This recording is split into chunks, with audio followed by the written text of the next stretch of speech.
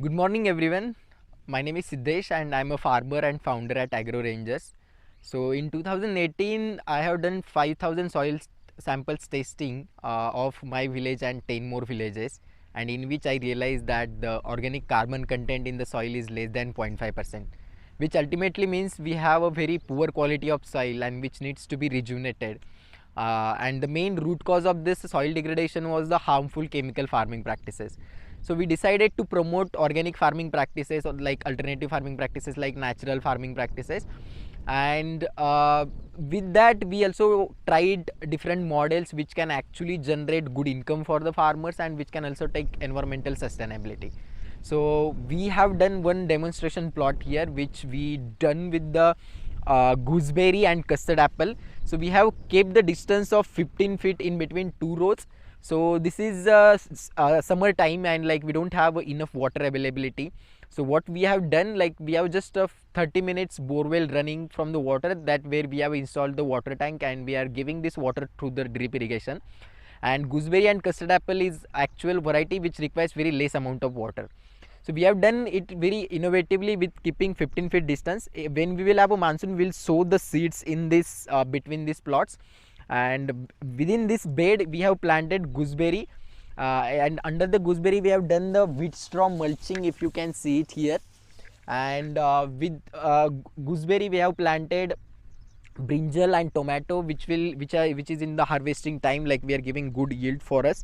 And at the 10 feet of the distance from gooseberry we have planted custard apple. So custard apple saplings was in a small in size, and with the custard apple we also have planted tomato and brinjal.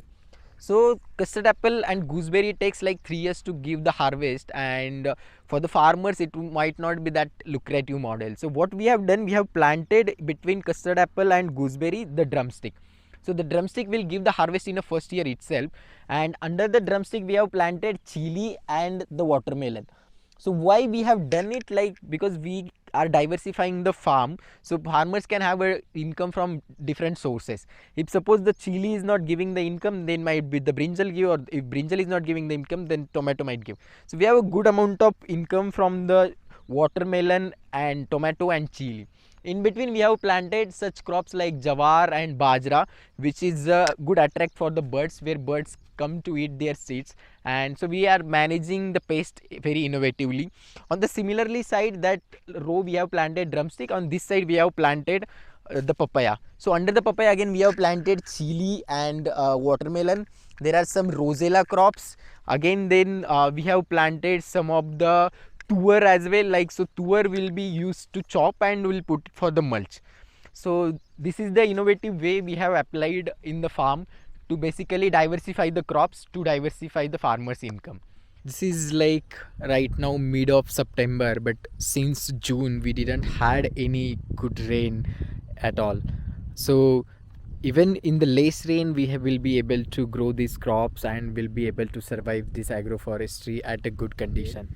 And we have planted the on this row we have planted the coriander. In between the row we have also some nitrogen fixing bins, and then like in between we have planted milky gourd, and then leafy vegetables like spinach.